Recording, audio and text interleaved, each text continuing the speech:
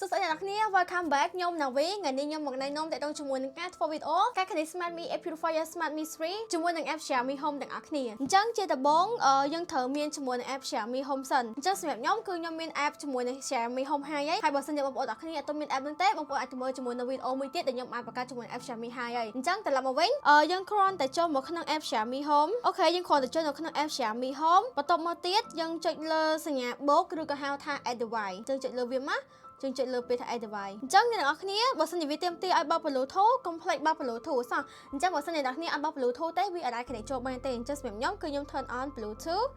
and then ខ្ញុំ allow វាមកបន្ទាប់មួយទៀតនៅពេលយើងចុចនៅលើពាក្យថា Add Device វានឹងចូលទៅដល់ជាមួយនឹង Discover Nearby Device ចាំមានថាវានឹងចូលជាមួយនឹង Smart Me App Purifier 3អញ្ចឹងយើងគ្រាន់តែ click លើវាមកអញ្ចឹងដល់ឡើយនេះសម្រាប់ម៉ាស៊ីនហ្នឹងគឺវាតម្រូវឲ្យយើងប្រើជាមួយនឹង2.4 Wi-Fi មានថា Wi-Fi ធម្មតា 5G ទេអញ្ចឹងសម្រាប់ខ្ញុំត្រូវការ select Wi-Fi សិនខ្ញុំបដូរអូខេ maybe this one អូខេហើយបន្តមកទៀតខ្ញុំ check ជាមួយនឹង password អញ្ចឹង select Wi-Fi ទី1គឺ2.4 ធម្មតាទី2គឺតម្រូវឲ្យ check ជាមួយនឹង password កុំឲ្យខុសសោះអញ្ចឹងបើសិនជាខុសគឺវាអត់ដំណើរការទេអញ្ចឹងរួចរាល់ហើយយើងនិចទៅមុខទៀតចាំឲ្យវាដើរគ្រប់ 100% ទៅយើងអាច connect ជាប់បានហើយវាកំពុងតែ upload information to device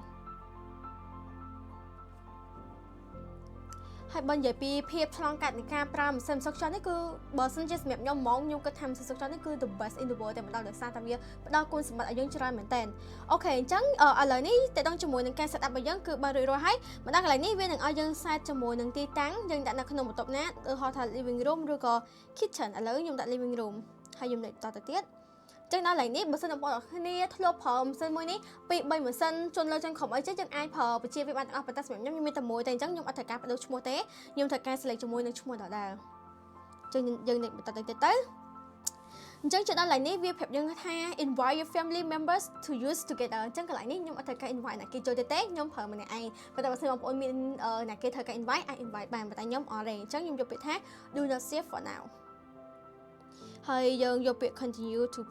to prompt នេះមកអូខេ alright អញ្ចឹងតើតង់ជាមួយនឹងការ connect ជាមួយនឹង Smart Me App Purifier 3គឺរួចរាល់ហើយអញ្ចឹងចូលមកដល់កន្លែងនេះវានឹងប្រាប់ពីសំ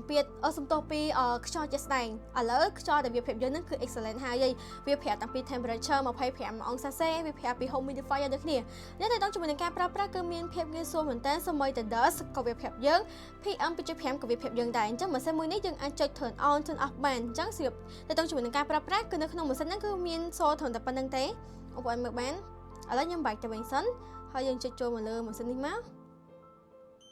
អូខេអញ្ចឹងអានេះខ្ញុំបើកម៉ាស៊ីនហើយយើងចឹងដល់ពេលខ្ញុំបើកម៉ាស៊ីនវានឹងចេញជាមួយនឹងទឹកពណ៌ខៀវបែបនេះមានន័យថាបច្ចេកជាមួយនឹងខ្យល់ជាក់ស្ដែងហើយសំឡេងម៉ាស៊ីនក៏កំពុងតែបើកប្រដូចគ្នាដែរអញ្ចឹងតើតង់ជាមួយនឹងម៉ាស៊ីនមួយនេះវាមានជាមួយនឹង3 function យើងអាចចុចលើពាក្យថា auto នេះគឺតើតង់ជាមួយនឹងសម្ពាធខ្យល់មានថាខ្យល់ជាក់ស្ដែងនៅពេលដែលខ្យល់មិនល្អច្រើនវានឹងបូមខ្លាំងខ្យល់ល្អភ្លាមវានឹងតម្លាក់សំឡេងកម្លាំងម៉ាស៊ីនភ្លាមហើយទៅដល់ជាមួយនឹង sleep mode សម្រាប់បងប្អូនដែលគាត់គេងពេលយប់អត់មានជាមួយនឹងការរំខានទេចុចទៅសំឡេងវាស្ងាត់មែនតើបើសិនបងប្អូនអ្នកគ្នាគាត់ថាសំឡេងវាខ្លាំងអីហ្នឹងគឺខ្ញុំហ៊ានធានាមកលៀនលើមួយសាច់មកថាសំឡេងវាគឺពិតជាស្ងាត់មែនតើហើយបើសិនជាមិនយល់ហូបបេះដូងហ្នឹងគឺតេតងជាមួយនឹងការប្រើប្រាស់កម្លាំងម៉ាស៊ីនដែលខ្លាំងបំផុតអញ្ចឹងបើសិនបងប្អូនអ្នកគ្នាប្រើតែដំបូងខ្ញុំរកខ្លួនបងប្អូនអ្នកគ្នាប្រើជាមួយនឹង function នេះខ្ទង់ប្រហែលជា2ទៅ3ម៉ោងសិនដើម្បីវាដើរជាមួយនឹងខ្យល់ excellent ល្អបើយើងឆេងទៅមួយផ្សេងបាន